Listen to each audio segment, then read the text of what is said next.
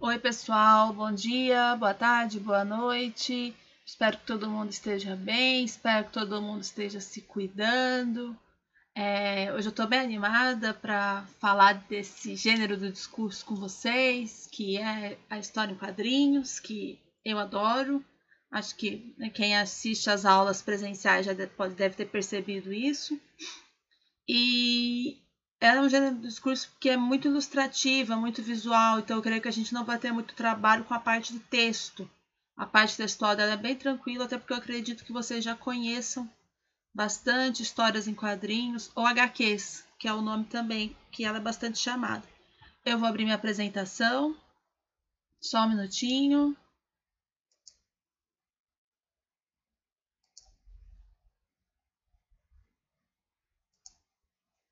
Então, o assunto da nossa aula vão ser as histórias em quadrinhos. A gente já está indo para o quarto gênero discursivo que vocês podem escolher para fazer o trabalho. Então, já está quase finalizando, né, nossos estudos. Quem já meio que escolheu já pode dar prosseguimento. E para começar a falar da história em quadrinhos, eu vou começar falando que ela é uma arte. Hoje a história em quadrinhos é classificada como uma arte, assim como a pintura, a escultura, a literatura, o cinema, a música, porque ela contém os elementos que são próprios dela e contém também, se a gente for pensar, outros tipos de artes, né, como a própria linguagem escrita e também a linguagem visual. Então, hoje, quem estuda a arte, há um espaço reservado para as histórias em quadrinhos, que também são analisadas e estudadas por esse viés. Vou falar um pouquinho da história, né, de como a gente chegou até as histórias em quadrinhos, as HQs que a gente conhece. A primeira foi publicada nos Estados Unidos em 1894, primeira história em quadrinhos com as características que a gente mais identifica hoje. Mas tem muita gente que fala que, se a gente observa, por exemplo, acho que praticamente toda a Igreja Católica tem aqueles quadrinhos que mostram o percurso de Jesus até morrer na cruz e ressuscitar. Alguns estudiosos consideram também aquilo como uma das origens das histórias em quadrinhos. Mas a gente vai trabalhar com essa data aqui, de 1894, nos Estados Unidos, numa revista chamada Truth. E a HQ, né, era do autor do Richard Outcault. E ela se chamava The Yellow Kitty, que é um menino que sempre estava com um casaco amarelo e que aprontava todas pelas ruas de Nova York. As imagens estão bem ruins, né, por ser coisas mais antigas, então me desculpe, gente, procurei imagens bacanas, mas não achei. No Brasil, a gente tem a nossa HQ primeira publicada em 1905, numa revista chamada Talho. E a nossa HQ se chamava Tico Tico, da autoria de Renato de Castro, e o nosso personagem era o Chiquinho, então também contando a história de um menino e as suas travessuras, as suas aventuras. Aqui uma fotinho do Tico Tico e do Chiquinho. Em 1960, a gente tem o surgimento do primeiro gibi colorido. E vocês podem achar que é da Turma da Mônica, mas não é. É a Turma do Pererê, do cartunista Ziraldo. A Turma do Pererê está aqui. E vocês devem reconhecer esse traço, esse desenho, porque o Ziraldo também é autor de Um Menino Maluquinho, que é mais conhecida e ainda mais publicada até hoje.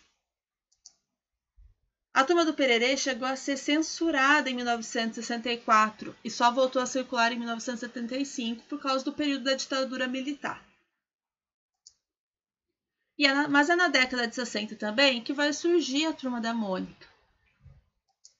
Eu coloquei aqui, acho que a Turma da Mônica não precisa falar muito, né? A gente já conhece, mas eu coloquei aqui só a evolução dos traços do desenho para a gente perceber o quanto a Mônica, o Sansão no início era amarelo, vai evoluindo até chegar nesse traço que a gente conhece, né, hoje.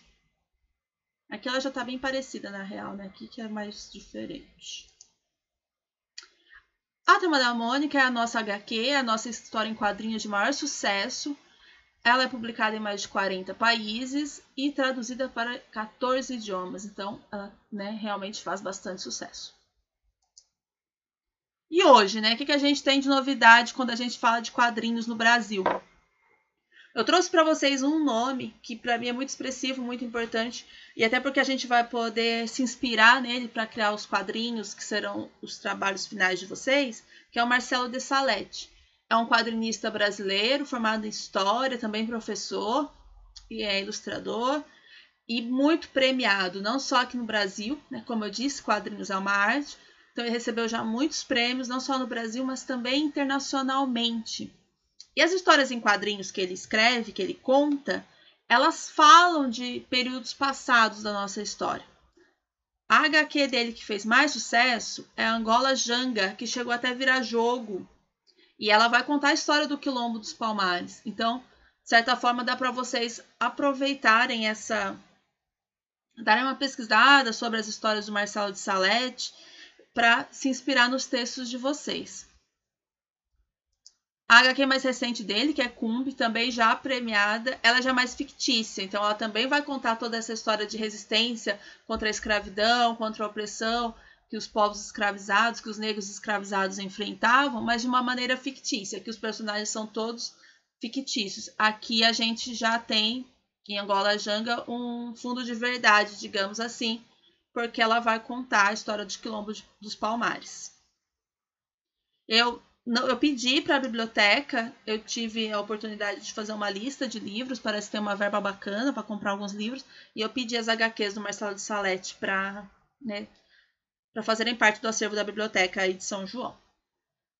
Mas hoje eu vou mostrar para vocês a HQ da Marjane Satrap. Por que eu acabei escolhendo essa HQ e não da Marcelo de Salete? Porque ela já está disponível na internet. Eu coloquei o PDF da história em quadrinhos todinha, para quem quiser ler.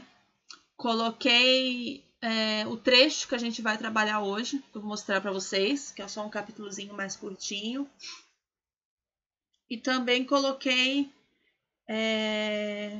o filme, porque a HQ da Marjane virou filme, e a história do qual estou falando é Persépolis. Então tem o link do filme disponível no YouTube completo, e tem também o PDF da HQ, que é esse livro que eu estou mostrando para vocês todinho, também disponível aí na postagem da aula.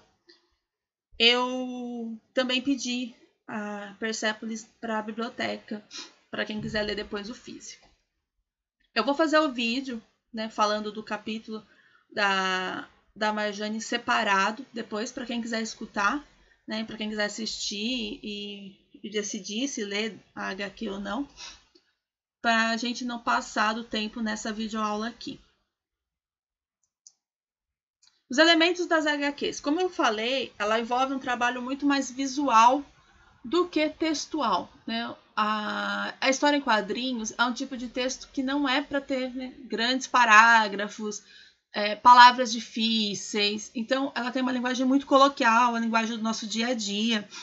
Então, quem for fazer uma história em quadrinhos vai ter que ter um trabalho muito mais de desenho mesmo. Por isso, o ideal é que as pessoas que se identifiquem com desenhar, ilustrar, que façam. Então, o primeiro elemento são os quadrinhos, que dão nome a esse tipo de texto. Eu disponibilizei também um modelo de folha de quadrinhos para quem quiser imprimir isso aí desenhando na postagem. Os balões, que são de vários tipos, né? Balão de fala, que pode ser tanto quadradinho assim quanto redondo. O balão de pensamento, que é para mostrar o que o personagem está pensando e não falando para os outros. E esse balão aqui é utilizado nos momentos de explosões de raiva ou de susto, quando ele grita alguma coisa. Então, vocês podem trabalhar com esses tipos de balão. As onomatopeias, que são bem importantes, que dão o aspecto visual para os ruídos, para os barulhos da história, né? Aqui tem alguns exemplos de cabum, de explosão, desculpa. Essa aqui costuma usar no beijo. Essa aqui quando algo está quebrando, crack. Essa aqui é quando algo está tipo sumindo, né? Puff. Então tem vários. Aqui algo meio que esparramando, um líquido, né? Splash, por aí vai. Então tem vários tipos de onomatopeias. Seria também o barulho do cachorro, do gato. Também a gente pode enquadrar nesse aspecto aqui. Esse aspecto que eu já acabei adiantando, né, que é a linguagem das HQs, que ela tem que ser bastante coloquial, é a linguagem do dia a dia. Então, algumas expressões que não podem em outros textos, como gírias, expressões populares, também podem ser utilizadas nas HQs. Isso não significa que vocês vão escrever errado, né? Não estou falando que é para escrever casa com Z. Eu estou dizendo que é para vocês podem escrever mais próximo do jeito que a gente fala, utilizando assim até expressões como mano, por exemplo, uma gíria, qual é, ou então quando a gente, em vez de escrever para a casa, para casa, o pra já é mais permitido, é nesse sentido. Falando do trabalho final, como a gente já comentou em todos os outros textos, vocês devem escrever histórias de épocas passadas que aconteceram ou na época do trovadorismo, ou do humanismo, do classicismo, arcadismo, barroco e tal. Como eu já comentei também, podem ser de histórias que aconteceram de verdade, se basear em fatos históricos, como Marcelo de Salete faz na Angola Janga, que ele conta a história do Quilombo dos Palmares, ou pode ser algo totalmente fictício, como Marcelo de Salete também faz em Cumbe, que ele inventa personagens que talvez existiram naquela época. Então, vocês podem ir por esses dois caminhos. O que não pode é copiar, vocês têm que ser criativos. E vocês têm que trabalhar com a ilustração. Então, como eu já falei também, é um tipo de texto para quem gosta de desenhar, para quem gosta de se expressar, né, por esse lado. Por exemplo, se o personagem estiver triste, se preocupar em fazer a carinha triste dele. Se ele estiver contente, se preocupar nesse sentido também. Se está dia, se está noite, o cenário atrás. Então, há uma certa preocupação também com o desenho. Se é uma história, por exemplo, que se passa na Idade Média, de repente é um castelinho lá no fundo. Ou se é uma história que se vai passar aqui no Brasil, não tem castelo. Então, é outro tipo de situação. E aí eu também deixei uma atividade da semana sobre HQ que vocês têm que responder. Algumas questões sobre esses aspectos históricos, da história em quadrinhos, da história em quadrinhos, ficou repetitivo. E também é da linguagem, tá? Bem tranquilo, quem assistiu aqui vai tirar de letra.